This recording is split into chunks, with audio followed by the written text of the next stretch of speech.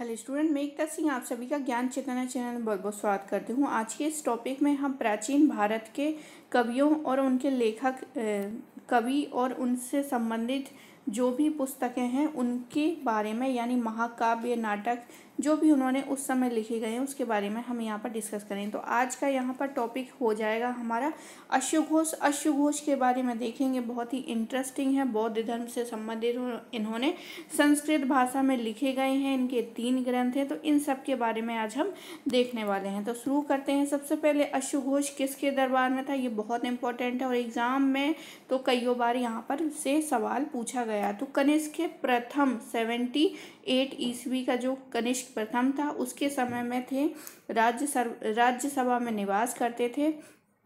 अश्वघोष की ख्याति अगर हम देखें तो ये कवि है, दार्शनिक है, नाटककार है और संगीतकार भी हैं। अगर हम बौद्ध लेखकों में अगर सबसे महत्वपूर्ण नाम देखें, बौद्ध लेखकों में सबसे महत्वपूर्ण नाम, लेकिन किस लैंग्वेज में, संस्कृत, तो यहाँ पर हमारा नाम आएगा अश्वघोष। अश्वघोष ने ही संस्कृत भाषा में लिखा है बौद्ध धर्म से संबंधित। आगे देखते हैं। सरस्वतीवादी जो हैं संप्रदाय के विचारक थे अश्वघोष। अश्वघोष की 3 रचनाएं हैं, एक है बुद्धचरित, सौंदर्यनंद और तीसरा सारीपुत्र। तो सारीपुत्र क्या है, एक नाटक है, और बुद्धचरित और सौंदर्यनंद क्या है, महाकाव्य है। ये बहुत इंपॉर्टेंट है क्योंकि एग्जाम में पूछ सकता है कि निम्नलिखित में से कौन से अश्वघोष के जो है महाकाव्य हैं, तो वहाँ हमें पता होना चाहिए बुद्धचरित और सौंदर्यनंद। अब बुद्धचरित में लिखा क्या है, किन किन चीज़ों पर ये प्रकाश डालता है, इन सब के बारे में भी यहाँ पर देख लेते हैं।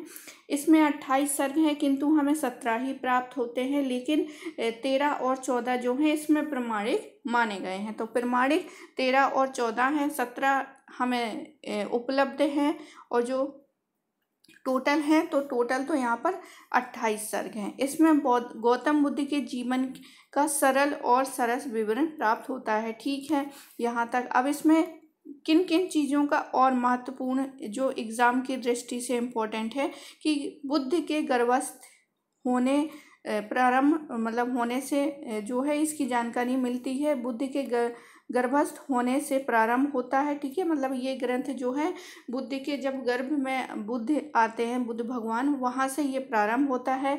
इसमें और कौन कौन सी चीज़ें हैं, तो धातु युद्ध है, और प्रथम बौद्ध संगीति हुई थी उसका भी यहाँ पर वर्णन है। साथ ही साथ अशोक के राज्य का वर्णन मिलता है। तो ये कभी इनसे बुद्धचरित से रिलेटेड कोई भी क्वेश्चन किसी भी तरह का घुमा के भी पूछ सकता है एग्जामिनर, तो आप उसके लिए बिल्कुल तैयार रहिए। अब हम बात करेंगे यहाँ पर सौंदर्यनंद। सौंदर्यनंद भी एक महाकाव्य है अश्वघोष का, जो कि 18 सर्गों में है।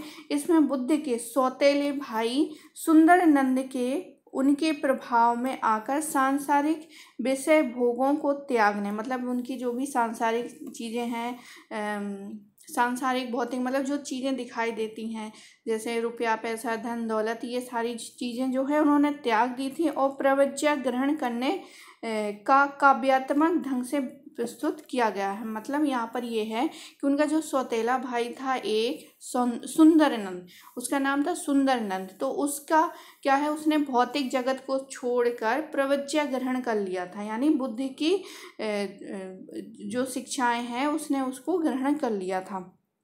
तो यहाँ पर एक काव्यात्मक ढंग से प्रस्तुत किया गया है। नंद तथा उसकी पत्नी, जो नंद था और उसकी पत्नी सुंदर के मूक वेदनाओं का चित्रण भी यहाँ पर किया गया है। मूक वेदनाओं मतलब मुंह से ना बोलकर सिर्फ इशारों में जो भी चीज़ें होती हैं तो वहाँ पर ये चित्रण करता है।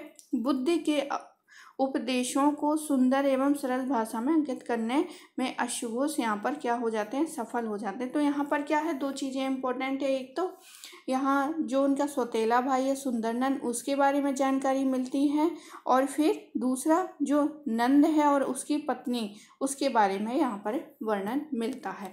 अब हम अगला देखते हैं जो कि उसका नाटक है शारीपुत्र प्रकरण। ये 9 भागों में है, यानी 9 अंक हैं यहाँ पर। इसमें सारीपुत्र के बौद्ध मत में दीक्षित होने की एक नाटकीय विवरण प्रस्तुत करता है। तो ये तीनों के तीनों क्या है, सारे के सारे संस्कृत भाषा में लिखे गए ग्रंथ हैं।